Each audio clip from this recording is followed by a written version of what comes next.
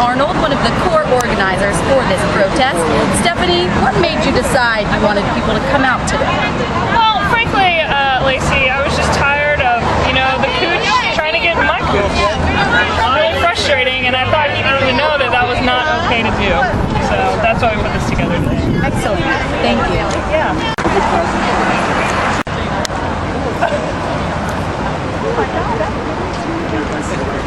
We didn't always walk to.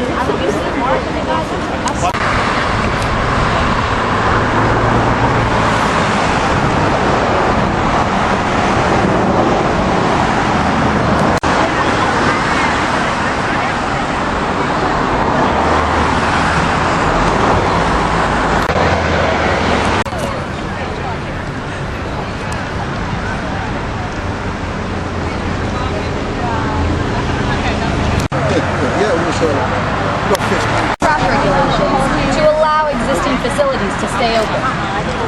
I think it's going to be a huge disservice to women of our generation and of future generations in Virginia. I think it's a decision that should not be made on any level by politicians or by people who are not typically associated with healthcare or medicine or anything that has to do with those regulations. Thank you. Power, and I'm sure you all follow this closely, so I won't go into too much detail. But what the Supreme Court said is that the federal government can't hold the $3.7 billion of federal funding for Virginia's Medicaid program. It's almost exactly half our Medicaid spending. They can't hold it all hostage to Virginia joining the new Medicaid expansion, because that's what they were doing. And the Supreme Court said that is coercive of states to a degree that violates the Constitution. That is the first time there's been any ruling like that, and part of it's one thing to get the ruling, it's quite amazing to get it 72. That was astonishing.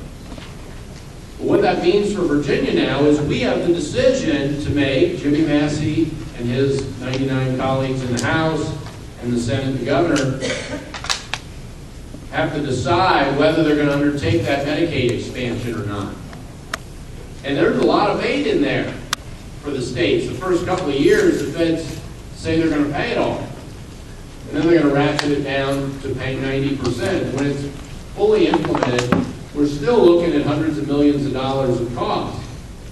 And the people who want to go down that road really need to tell us where they think that money's coming from.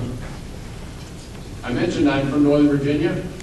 If you're going to take $200 million out of transportation, people in my region might have a little something to say about that. Not to say changes have an interesting little twist to them. If the state government, meaning legislators, don't set up the health care exchange, the federal government's going to do it. Now, there are a lot of laws, including the Clean Water Act, where EPA and the federal government sets these standards and the states implement them. We do environmental enforcement in my office, and we do it. We take it very seriously. But we have the state, like DEQ, for instance, has some discretion on how to implement the requirements. Well, under these healthcare exchanges, it looks like they're pretty much going to be micromanaged from the federal level from the get-go. So why bother stepping into the role of just being an administrative henchman for the federal healthcare exchange? That's right. More critical for our businesses is that the way these things are going to be financed, or will be financed for state healthcare exchanges, is that our businesses will be subject to $2,000 and $3,000 fines per employee if their employees go into the exchanges or if they don't otherwise meet the Nancy Pelosi standard for healthcare. In the law, it says those penalties don't apply if the federal government sets up the exchange. Yes. Yeah. Don't do it. Whoops.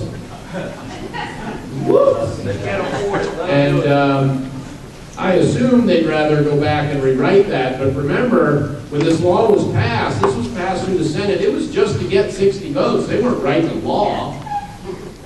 They sent it over to the House. That was Christmas Eve, 2009, and then Scott Brown got elected.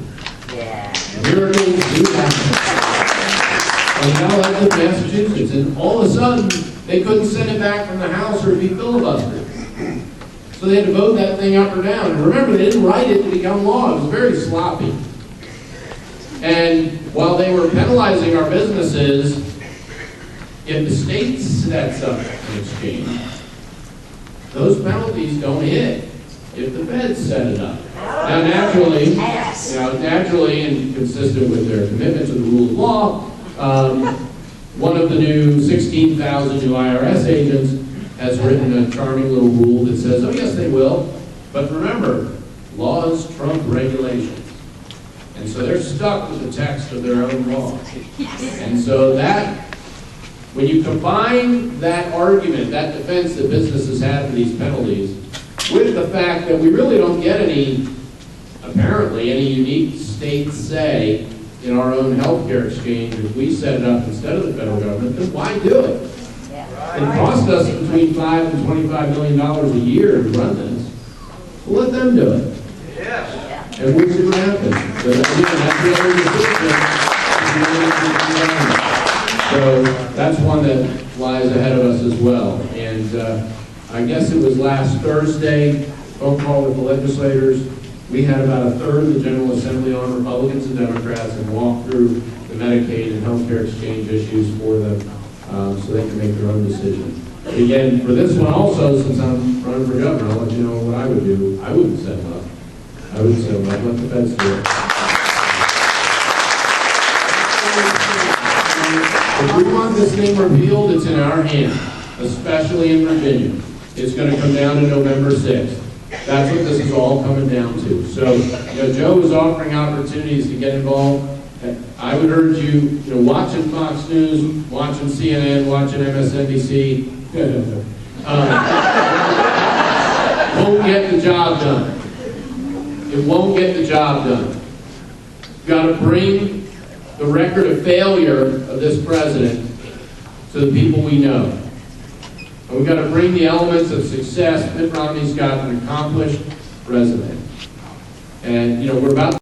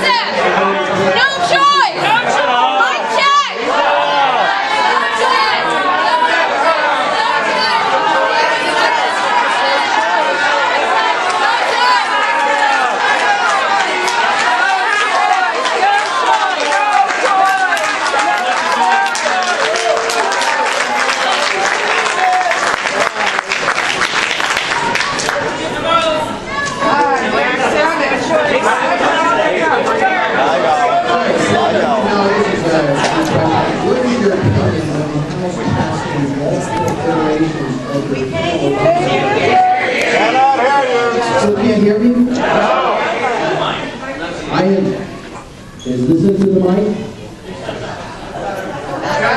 I don't know how better I can do this. What is your opinion when the House passed multiple iterations of the repeal of Obamacare bill? Symbolic, strategic, or a waste of time and money? Of course, the House, since the